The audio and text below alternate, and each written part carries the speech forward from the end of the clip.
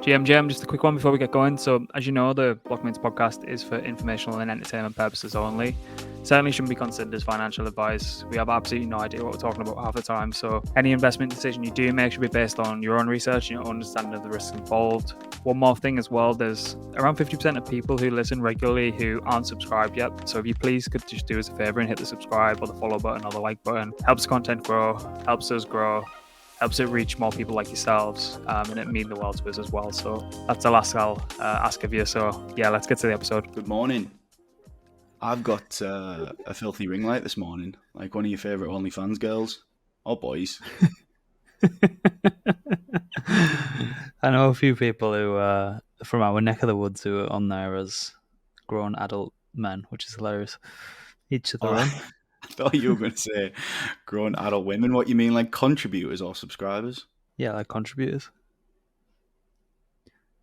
Right. One of our friends who you met recently and laugh at one of his crazy stories, and you know the one.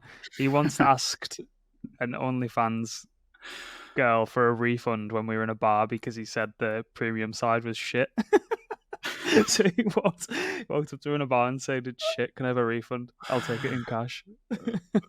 You know, I thought you meant contributor there. You know, like posting content, but maybe that's a conversation for separate. Good Morning Degen. I don't know. Maybe if Twitter keeps fucking rugging content and external posts, that's where we need to go, and we'll just get on OnlyFans. Don't get me on that this morning. That will just work me up. Thanks for that, Elon. Okay. Hello, everyone. It's Thursday. Prices and flows. Okay, so in the last 24 hours, we have Bitcoin up 0.58% to 27,589. Obviously, always at the time of listening. Changes constantly.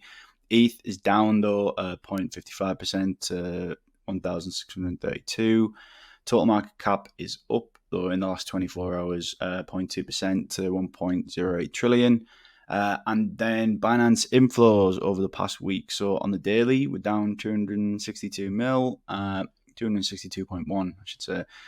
Weekly also down 196.3 mil, and monthly down 828.4 mil. And we have the Fear and Greed index at 48. Okay, Grant, you dirty little hypocrite, said he would never do another. Said he'd never do another social app, but here he is with the winners on Stars Arena, which you have been absolutely hammering over the past week or so, by the way. So let's give some context. I'm hideous. Don't look at me. I can't look at myself in the mirror. No, so I have this kind of rule where, particularly if it's an app, if I see it from 3 different touch points or 3 different accounts that are somewhat not interconnected, I have to just go and try it out. And yeah, it was another social app, but it was on Avalanche, and I thought, right, we'll give it a go. And instead of it just being like chat rooms where you buy someone's key on FriendTech and then you go into the chat room, you do have that, but then you also have like a full-on Twitter social feed, like the OG days of Twitter, where it's all chronological, so you don't have like annoying accounts just like hacking the algorithm and like really doing your tits in. And like the NFT god guy, you know, who's just pisses everyone off. Yeah. He went on there and he started like creating like long form shit on there, and someone was like, "This is like, there is no algorithm. It's chronological. Why are you trying to do this? People are only going to see it if they flick past it. Like, what are you fucking playing at?" But I suppose when all you've got a hammer, everything you see is a fucking nail, isn't it? So, but yeah, I got on there. There's another interesting feature of tipping. So any post or any comment you can tip, which is interesting. It's quickly getting botted to death. So when like large accounts come on, you'll press like buy ticket, like they call them tickets on there. You press it and it's like price failed, and then you're immediately next look and it's that fucking 7 AVAX or whatever the fuck. I mean, that's not expensive, but relative to the highest earners on there or the highest ticket prices on there, you quickly get priced out. But there's people just botting the fuck out of it immediately. And but overall, don't ostracize me. It's better than FriendTech. Fair enough. I refuse to go on. I'll probably get like So you can't say stuff like that, because if it goes against someone who's got like big personality on Twitter, that's it. You get completely ostracized. But it's better. Hands down. I think we can say it. I'm still not even on FriendTech because I just can't be asked. No. But yeah, I'll take your word for it. I like to see anything AVAX do well. So, yeah. AVAX doing well off the back of it, I think. Yeah, that's what I was going to get onto next, to be fair. Yeah, Arkham Intelligence. Or do we want to talk about AVAX doing quite well on the back of that? Well, what's on AVAX before we move on to Arkham? What was interesting when, like, what day was this? It had quite a big, like, AVAX had quite a big sell-off on the 4th of October, which was yesterday, which was quite strange, like down to like 9. What's that wick saying on there? Can you pull the chart up? So it had a bit of a weird wick yesterday, a bit of a sell-off down to $9.11, and then it's obviously just been eaten straight back up. But like, you've got to think, if everyone's onboarding to this, and let me see if I can bring up DeFi Llama as well. So there's over $1 million TVL now, and the only currency on the app is obviously AVAX. So if this continues and everything continues to move in the right direction, people are going to have to buy and AVAX to on-ramp onto it. What's really interesting is there's a June dashboard which shows all Stars Arena transactions, and at the last time I checked, yesterday, like on Avalanche C chain, which is the main chain that everyone tends to use for smart contracts, Stars Arena account for 60% of all transactions on the network. So it's not, just like a little flash in the pan thing. It's and they still like working out some of the bugs, and I can imagine they're going to have like a fiat to crypto on ramp, and there's just going to be so much shit that they can do, and just like it's just going to be interesting to see. I think we're going to try and bring them on still early as well. So I think Dan's lining that up, so we'll get them on, try and get that churned out while it's really topical. But yeah, AVAX obviously moved slightly off the back of it, but like if you have a look at it, the glory days were, what was that all-time high? $145, $147. So we're still a while off. I'd have to have a look at how many tokens have came out of the market since then, but nice to see the red coin back in everyone's field of view. Yeah, it's been a while. Been a long while. For the neck. Okay, yeah, I really like this kind of narrative with everything kicking off with SBF in the last 24 hours, 48 hours. God, yeah, 48 hours now. It was Tuesday that we said the trial started. So, yeah, Arkham Intelligence. So we kind of have covered this. Bloody hell, I don't even know where this summer's gone a few months ago. Just to kind of quickly go over the top of this, there was a lot of talk about ins and outs with like US government intelligence interference and all that kind of thing. And in the way that only this lovely side of the internet knows how to do, it's churned a narrative out of it in the last 48 hours with Arkham Intelligence up 10%. Is that what we think is going on here? People are... I don't even know how to describe it. It's like, right, what's the biggest thing happening, right? SBF's getting sent to prison. Is there a token associated with this that we can latch onto? If not, let's just buy the nearest in any way. Is it like 6 orders removed from actual reality of what's actually going on? Or I know, we'll buy the Arkham token because that's like a snitch to earn program, and that's probably what's going to happen over the next couple of weeks. It could just be coincidence, but it's just fucking funny. Well, jury selection was Tuesday, wasn't it? So maybe it's the jury kind of banding together. Maybe there's some corner of Telegram where the jury stitched the word. Maybe like maybe Arkham is going to be used as evidence at some point, and people are speculating that, if Arkham gets brought up and it gets pushed onto the news, or it gets published across loads of different crypto and non-crypto media, as like, this is the trace of the transactions, this is what's happening. Maybe it will, maybe it won't, but it's just weird to see it pump 10%. All the time that we've done this, we've only talked about it once. I've never seen it on the biggest earners ever. I don't think. Seen it on the losers a few times when it came out, but I don't think it's not a I don't know. coincidence. It's You not a don't think coincidence. it's No, too much of it's a funny. meta game, isn't it? That It's too much of, and it's so niche and so funny.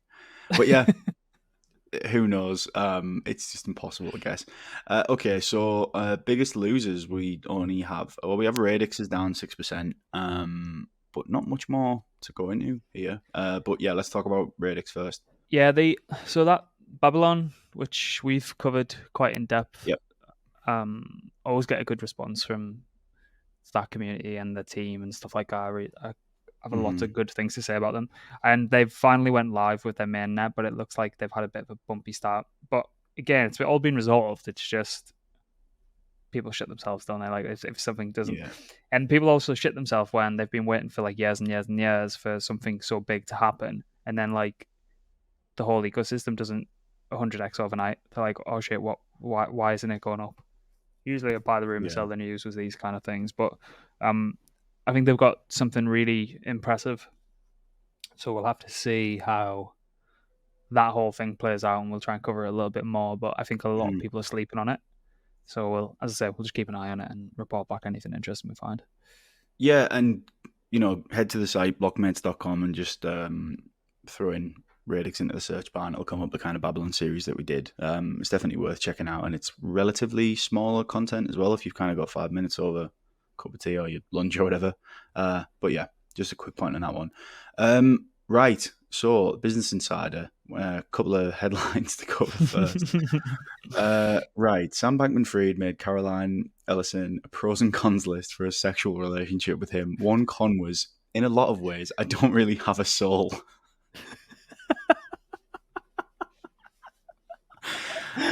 And the image on this article is just perfect. It looks like a twisted kind of Van Gogh of the two of them. What do we want to say about this? Does that tell you everything you need to know? If someone creates you a pros and cons list about why you should be in a relationship with them, run a fucking mile. Wasn't that on a film or something? Someone did a pros. I'm sure I've seen that shit somewhere before. That's kind of hilarious. Maybe might bake that into my vows in a couple of weeks when I get married. You definitely should. And yeah, the pros being I definitely don't have a soul, so anything you do say will not kill me. And another point on this, because we talked about it on Tuesday and said about how much we were looking forward to it. I haven't read it yet.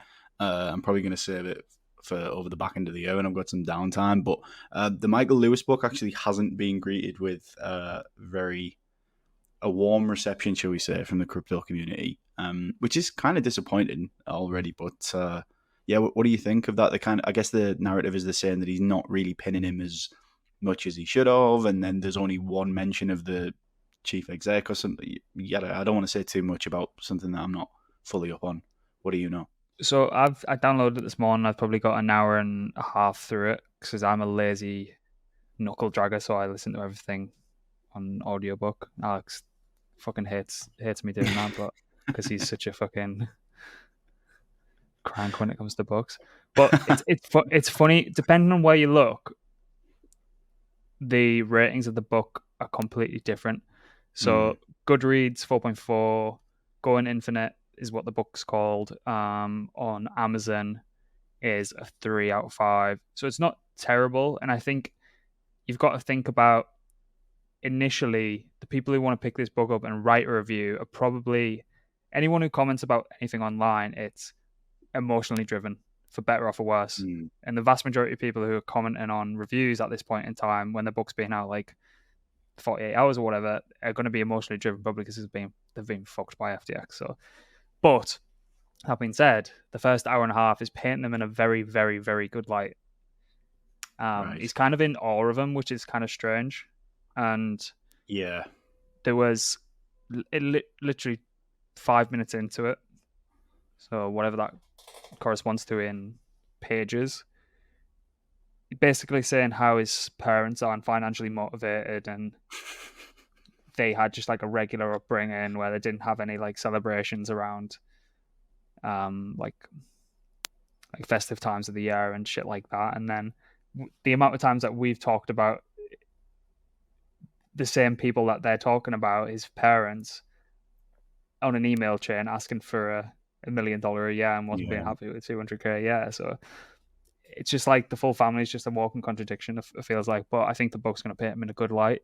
I'm trying to see the opposite side of it, where it's like, if you have spent a lot of time with someone, you probably do know them better than someone who's watched a couple of interviews where he's probably playing up to the camera online.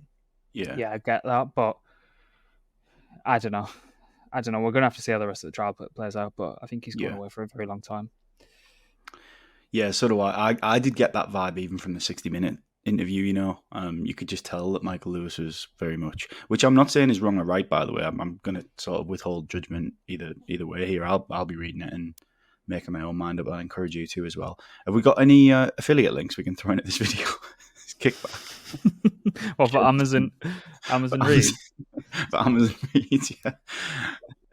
I'll leave my Stars Arena link and my Amazon wish list below. Yeah, absolutely. Okay, what else did we want to cover, if anything? SEC's motion to appeal loss in Ripple case is denied. Yeah, SEC taking a big L in the Ripple case again, which is good. I think I'm so surprised and kind of glad that there is some form of sense that happens in the courts around this kind of thing, because from the inside looking out, everyone hates us. So when stuff like this happens and it's like in favor, I don't know if it's just because everyone's pissed off with the SEC, to be honest. It's kind of coming top down and every which way to kind of push them back a little bit, because they're definitely overreaching. But no, it's anything against those guys is a big win, isn't it, for the full industry, despite Ripple being a complete fucking sham, in my opinion. Well, we've talked about that plenty in the past as well, haven't we? Okay, I'm going to call it there. That's 17 minutes. There's more stuff we could go over, but we won't bore you. Well, good. All right, take it easy. Head over to Still Early, follow the Twitter account, subscribe to the newsletter. You know the drill. Enjoy your Thursday.